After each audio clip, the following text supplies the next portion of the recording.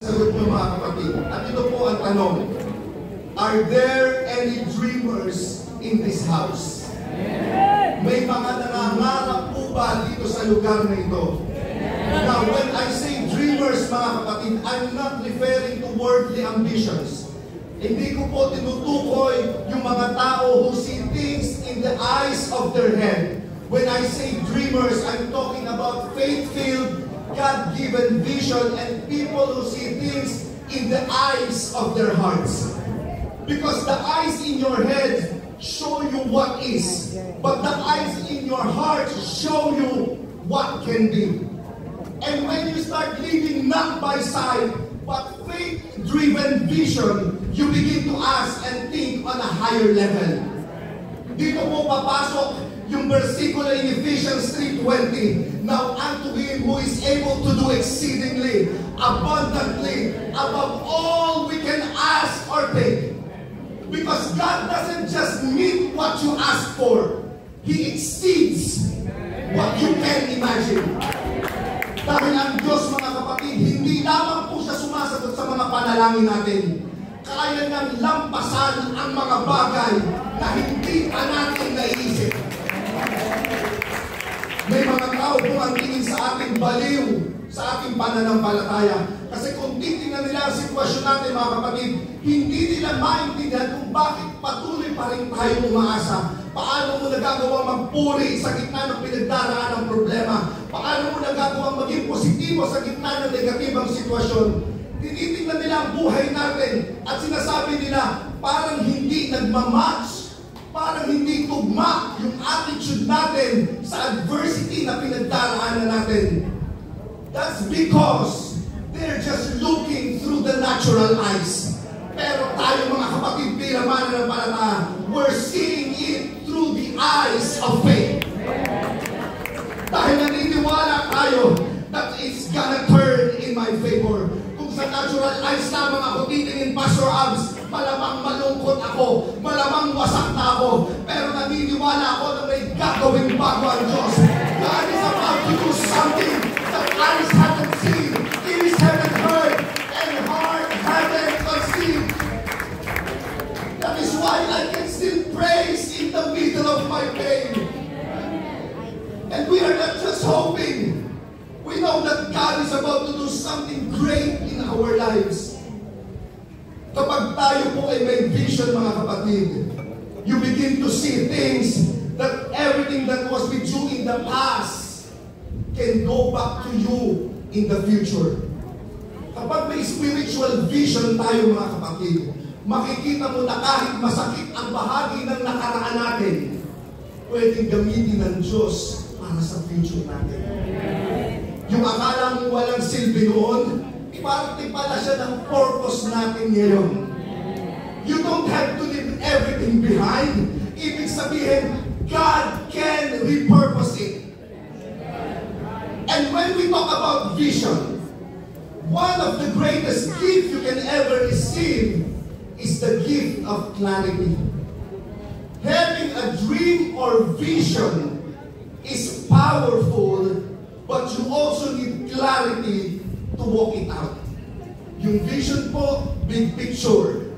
Yung clarity, it means yung direction, yung assignment, at yung discernment, at yung confirmation ng ating pong Panginoon.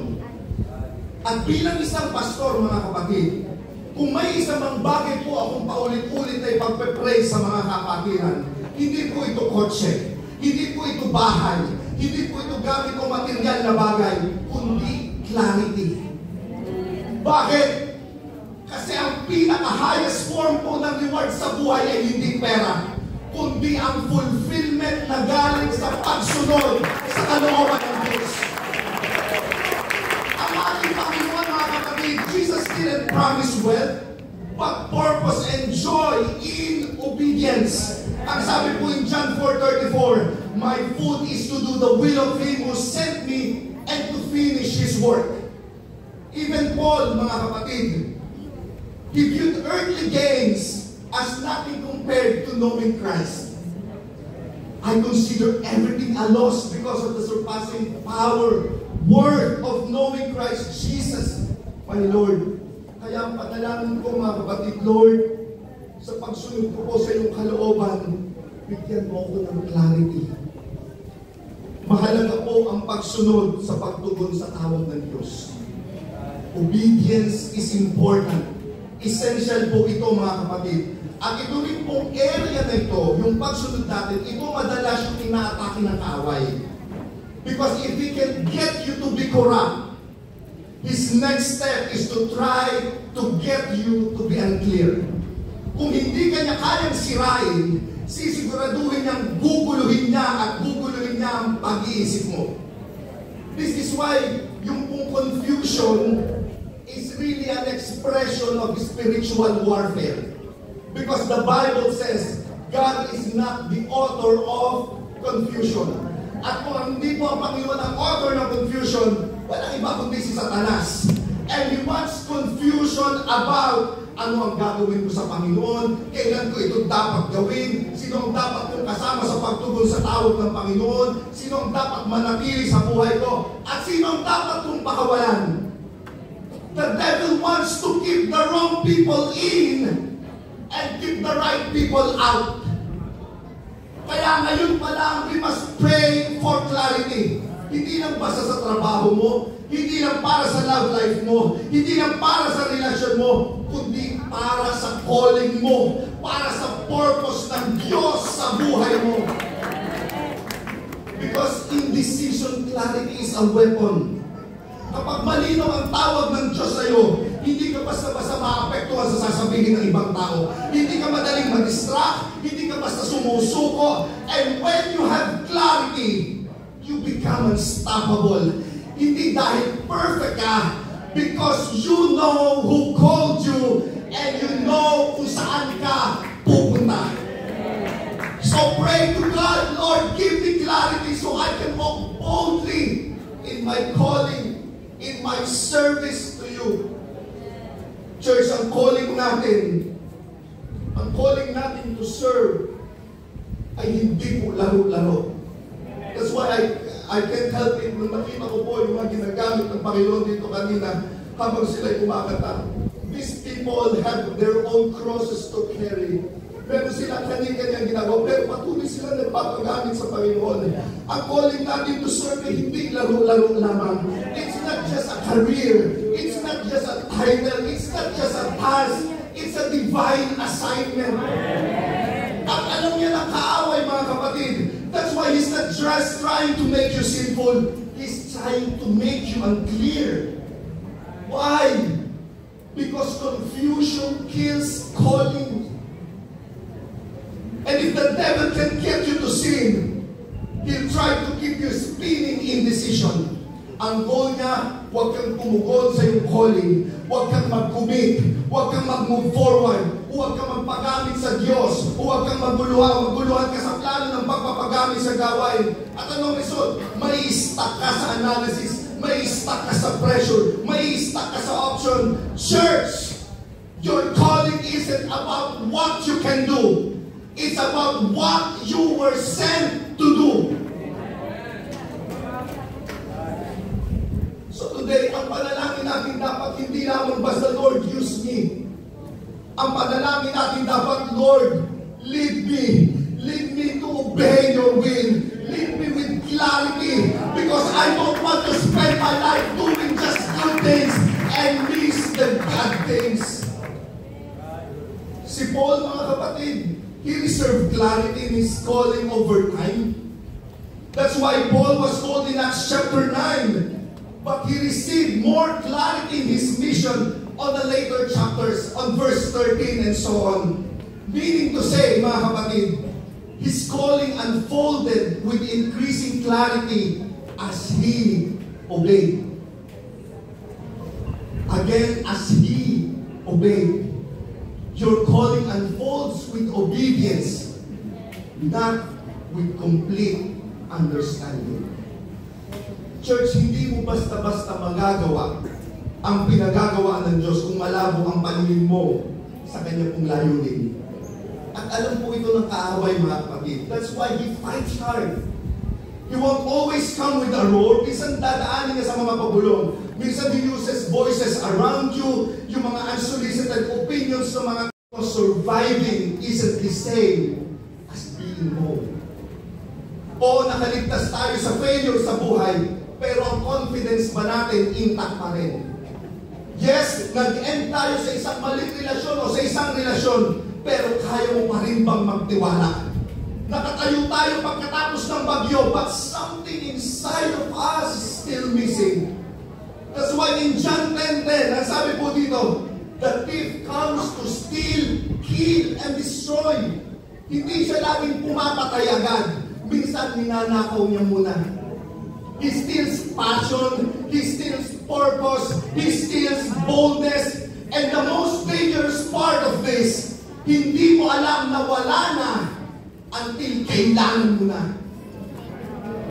When you reach deep inside for courage, only to realize na wala na pala siya. When you want to serve again, galing tayo sa pagtalikod, pag gusto na natin bumalik at maglingkod muli, pero hindi mo mahanap ang dating apoy ng paglilingkod. Because somewhere along the way, He stole it quietly. But here's the good news, mga kapatid, church. If the enemy can steal it, God can restore it. Because your dreams are not always your dreams. Some of your dreams are God's dream. Church, hindi lang basta pangarap mo ang dala mo. May mga pangarap ka na galing mismo sa Diyos. Yung ilang bagay na gustong-gusto mo, hindi yan aksidente. Desire yan na inilagay ng Diyos sa puso mo. It's not just about ambition, it's divine assignment. Kaya huwag mong iisipin spiritual warfare lang to dahil ayaw ng demonyo na nasa spotlight ka. Hindi takot ang demonyo sa spotlight. Takot siya sa plano ng Diyos na naka-embed sa destiny mo. He's not just fighting your dreams. He's fighting the God dream inside of you. In Philippians 2:13, for it is God who work in you to will and to act in order to fulfill His good purpose. In effect, dahil sabihin ng Diyos, I'm going to make you want what I want for you. So that kapag tayo po ay nagpurso ng apoy o nagpurso tayo, there's fire. When you follow it, there's purpose. And when you walk in it, there's anointing. Church, you're not just fulfilling a personal dream. You're fulfilling a divine destiny. And if you want a biblical example, look no further for a man named Joseph. Ito po yung ating pong binasa. His story is a powerful picture of everything I'm talking about from the start. Si Joseph po starts with a dream. Dreams and vision about his transformation and elevation. Imagine nyo mga kapatid, 17 years old na unang ma-receive ni Joseph ang panaginip. Just 17 and he's dreaming of something much bigger than himself. But ito ang question mga kapatid. Why would God give him those kinds of dreams while he was young? Bakit kaya ibinigay ng Diyos ang ganung kalaking pangarap sa ganung kabatang edad? Dahil ang dream binigay ng 17. At ito po ay nagkaroon ng katuparan around 40s na po ni Joseph. Church, the season of announcement is not the season of fulfillment. Hindi dahil in-announce ng Diyos ang promise ngayon, it doesn't mean He will fulfill it immediately.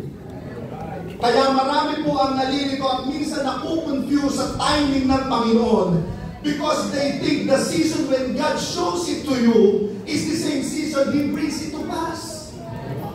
But the real issue is, do you have a faith that lasts long enough to handle the middle season? Everybody loves the announcement. Everybody shouts at the fulfillment. Madali ang simula at masaya ang dulo.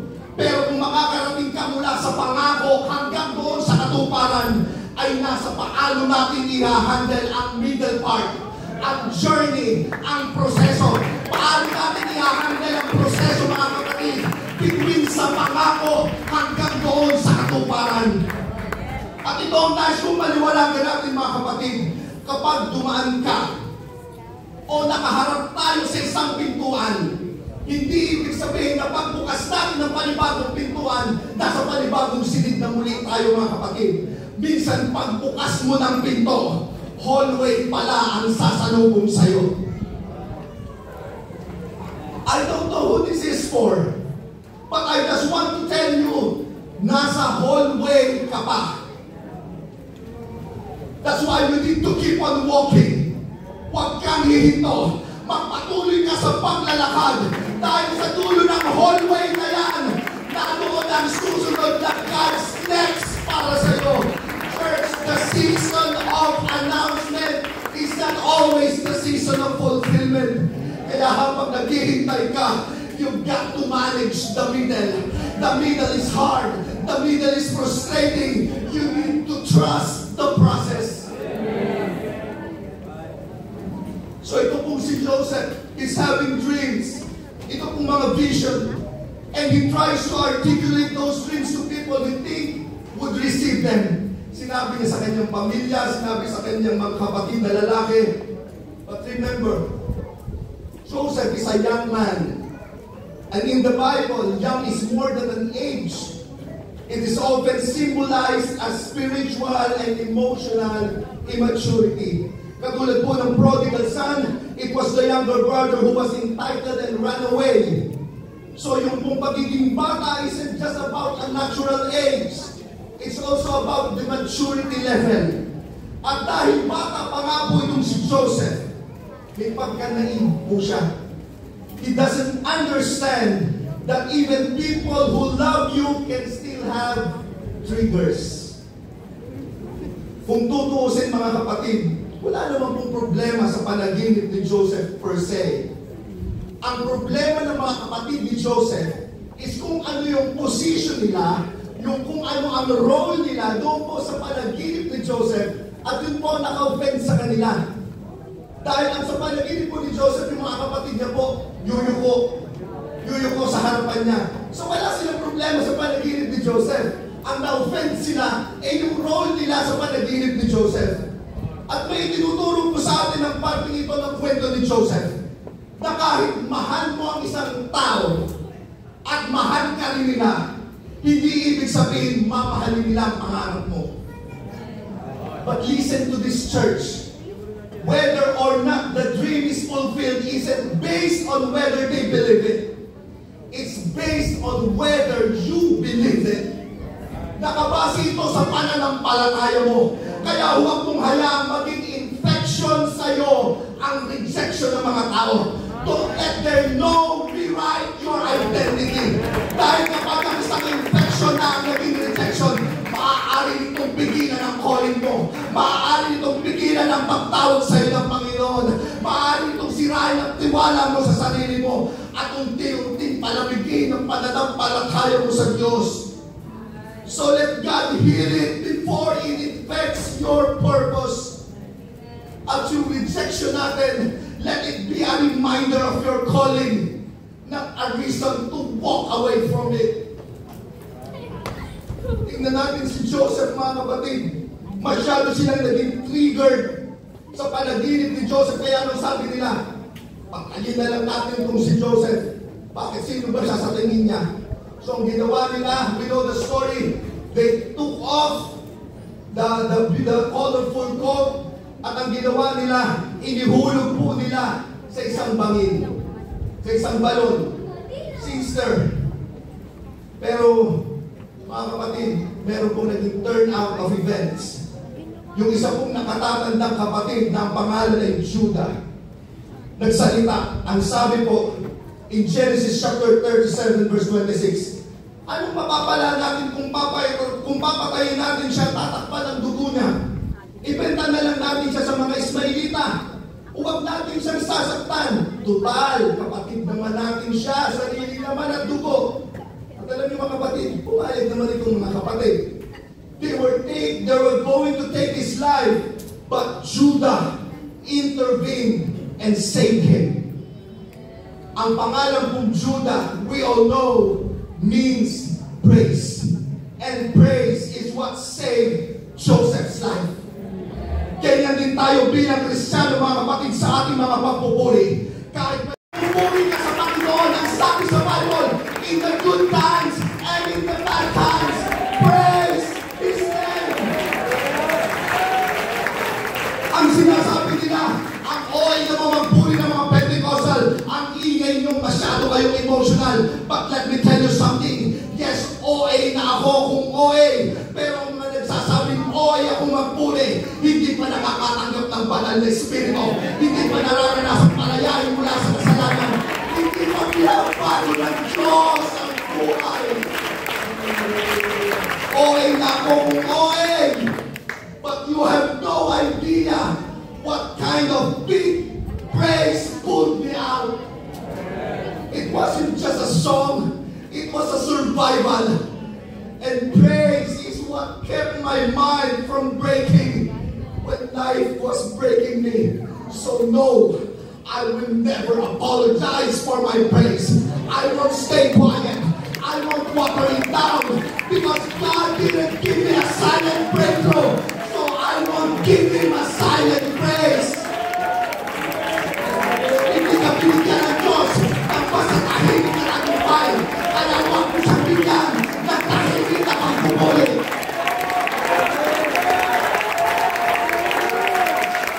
He raised me. How He filled me up with the Holy Ghost. It makes me want to shout. When I think of the goodness of Jesus and all He has done for me, my soul cries out, hallelujah. If you want to be victorious, praise like you've already won the battle. Hindi ka pwedeng manahimik kung gusto mong magtagumpay. Walang nagtatagumpay ng tahimik lamang. Kaya kung gusto mong magtagumpay sa pagpupuri at sa spiritual na buhay, praise, praise, praise, praise, praise. Jesus.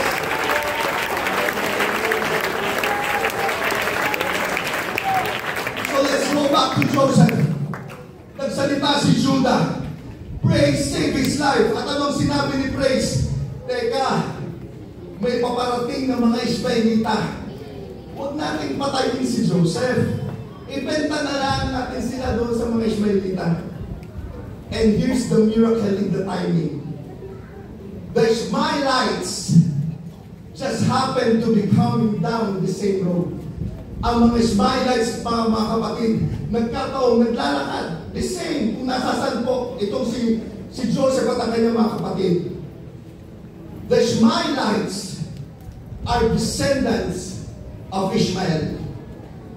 At sino po si Ishmael? Ishmael was Abraham's other son. He was Abraham's firstborn through Hagar. He was the child born out of Abraham's mistake, born out of impatience, and not with promise. But listen to this. If Abraham had never made the mistake, Ishmael would never have been born.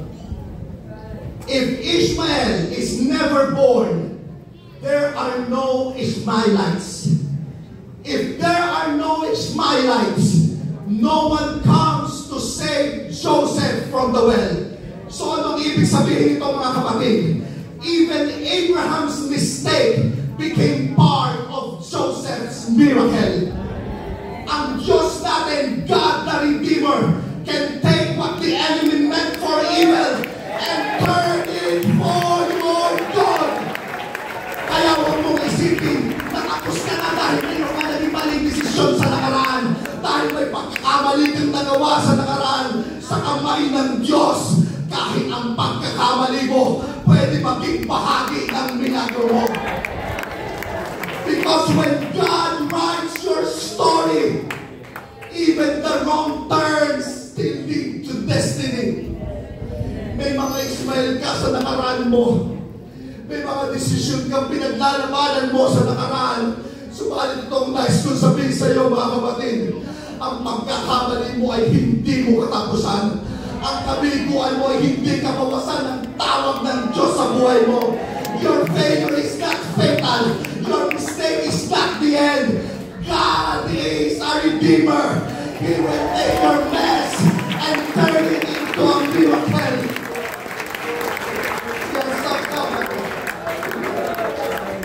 Ibinenta si Joseph bilang alipin ng sarili niyang mga kapatid. Dinala siya ng mga Ismaelitas sa Egypt. At doon ginawa siyang, pinagbili siya mga kapatid, binili siya ni Potiphar, ang kapitan ng mga gwardiya ni Pharaoh. But the Bible says something that strikes me every time. So tuwing babasahin ko po ito sa story ni Joseph, hindi ko po mapigil ang maiyak. In Genesis chapter 39 verse 2, the Lord was with Joseph so that he prospered and he lived in the house of his Egyptian master. Church, even in the season of bondage, even in a place of injustice, even when life wasn't unfair, the Lord was with Joseph. Kasama ng Diyos ang ating po. Ito pong si Joseph. Dapat sana nasa labas si Joseph kasama ng mga ibang alipin. Pero iniangat siya ng Diyos at inilagay sa loob na kasama ang kanyang amo. Because when the Lord is with you, it doesn't matter where they place you. God will reposition you. Ilagay ka man sa likod, watch God bring you to the front. Ihulog ka man sa bangin, watch God raise up to the palace. Subukan ka mang sirain, watch God bless your life. Dahil ang pamor po ng Diyos ay hindi nakadepende sa perfectong sitwasyon. Nakadepende ito sa presensya ng Diyos sa buhay mo.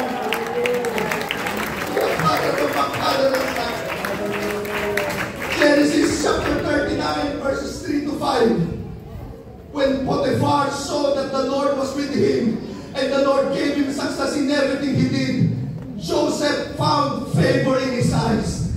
Potiphar put him in charge of his household and he entrusted to his care everything he owned. The Lord blessed the household of Egyptian because of Joseph.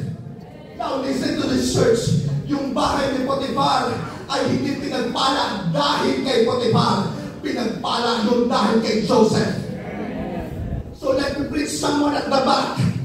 Yung kung feeling nila na na-overlook sila at walang pumapansin sa kanila. That office kung saan ka pumapasok, yung pinagtatrabuhan mo is blessed dahil ikaw ay pumapasok doon. The family is protected dahil ikaw ay nananalangin sa kanila. Yung business na meron ka, nagkakaroon pa rin ng tagumpay dahil dala mo ang favor ng Panginoon. Kaya huwag natin ikahiya ang pamor. Huwag mo ikahiya ang Diyos na pinaglilingkuran mo. Don't apologize for your favor because you carry a blessing. Church, you carry a blessing. Yung favor, very powerful po yan mga kapatid. But it's not always comfortable. Yung favor nag-a-attract po yan. But not everything that ina-attract ng favor ay galing sa Panginoon. Yes, favor opens door. Favor opens and brings opportunities. Pero hindi lahat ng open door dapat mong tinapin. May mga opportunity din na dapat mong takbuhan.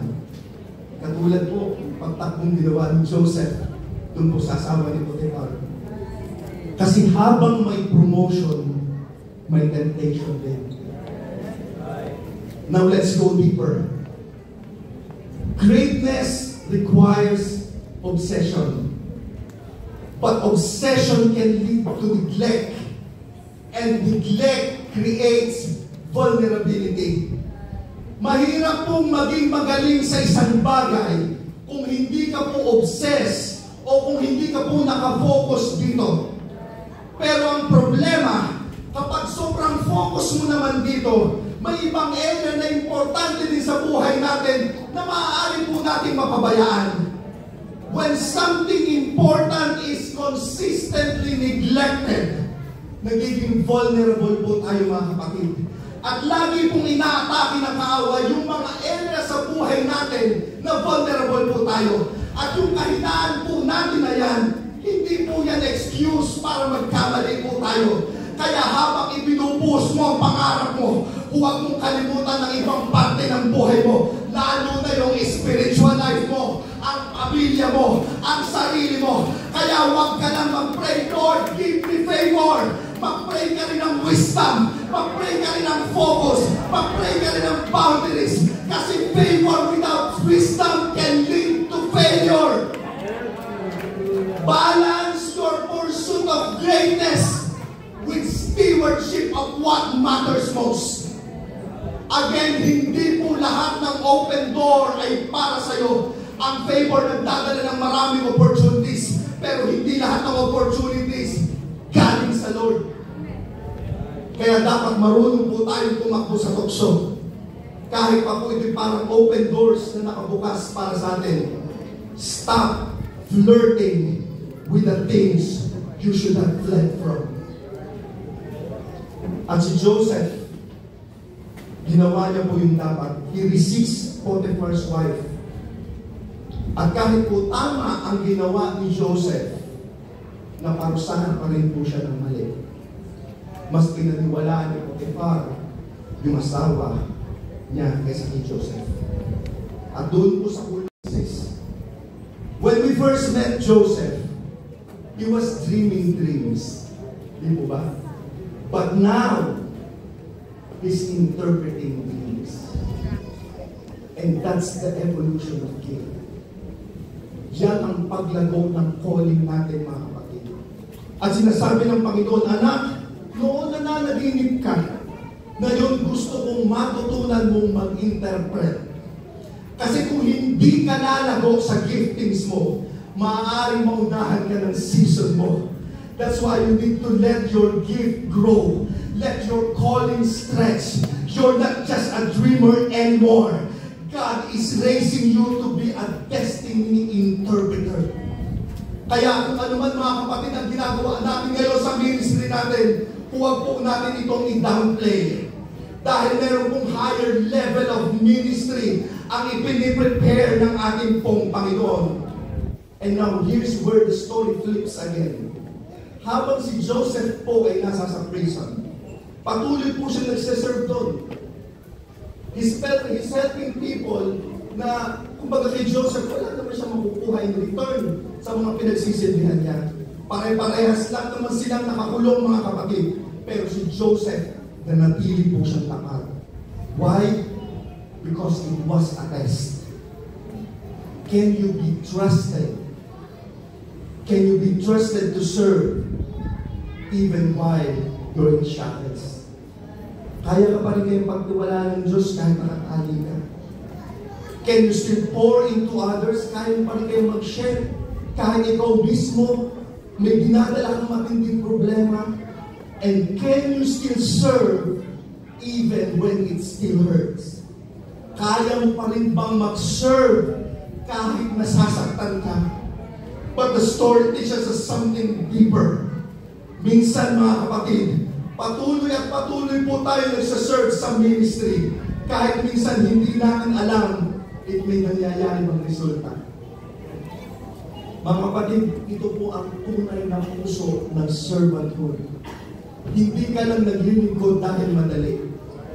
Hindi ka lang naglilingkod dahil sikat ang pinagsisilbihan mo. Naglilingkod ka dahil ito ang tawag ng Diyos. Kaya huwag mong mamaliitin ang assignment mo. Huwag mong i-downplay ang simpleng paglilinis, ang simpleng pagtulong, ang pagdarasal natin, ang pagsuporta sa gawain. Because God sees what is done in secret. At dito po inire-reward ng Panginoon ang faithfulness natin, mga kapatid. I want you to read this. God is setting the stage for your promotion right there in the dark. Because it's in the unseen, uncelebrated places that true servants are shaped. Church, keep serving even when no one notices. Because what you sow in secret, God will reveal with favor. Your servanthood is not a side quest. It is the pathway to your calling.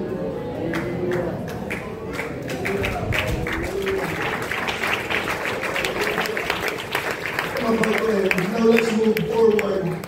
Napalaya po ang butler at nakabalik siya sa trabaho.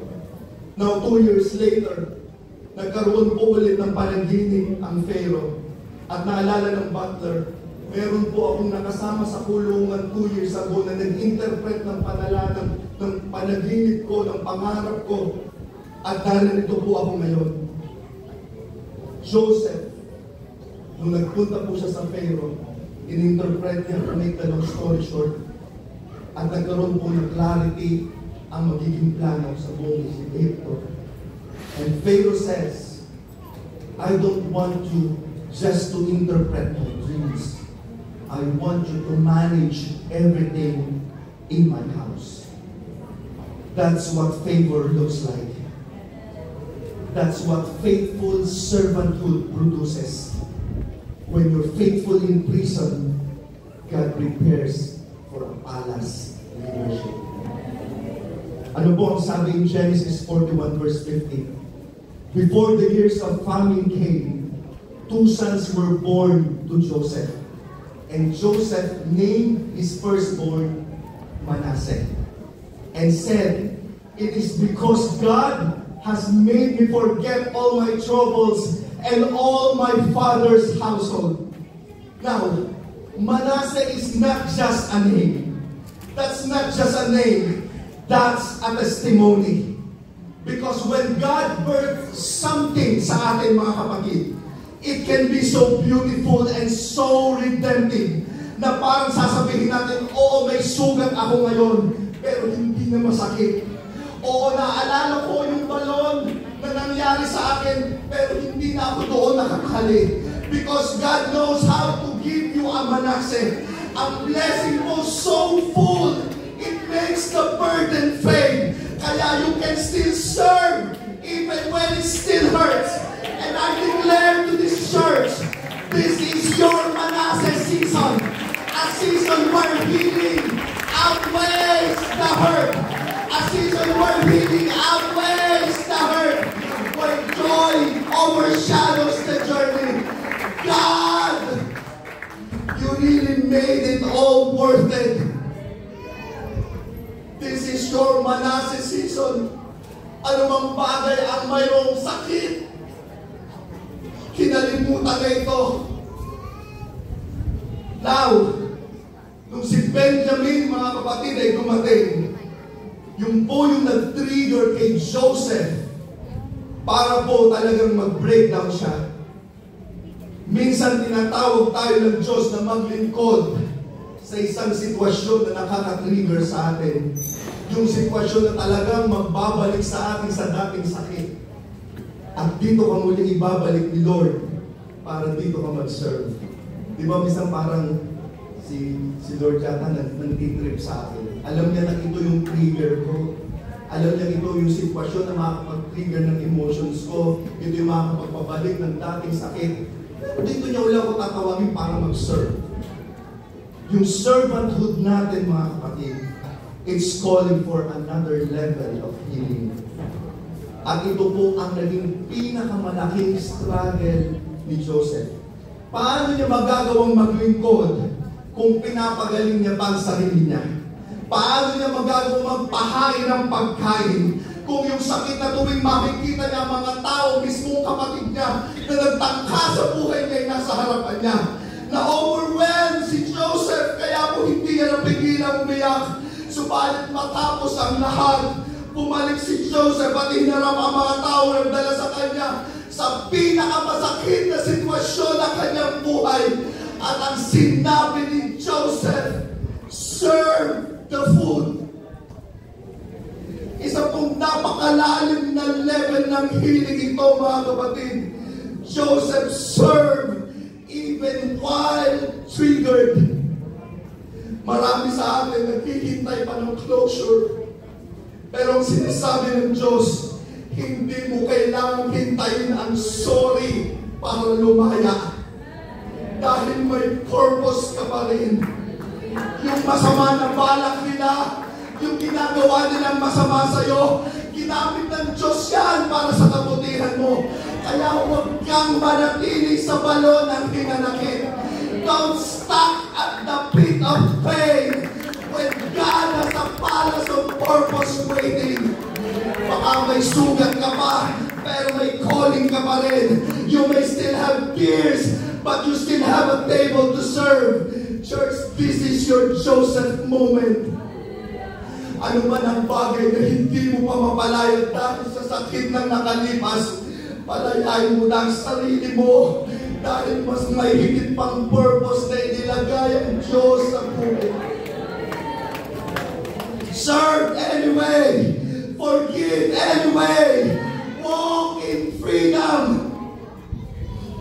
I'm about to end as I call our musicians and singers.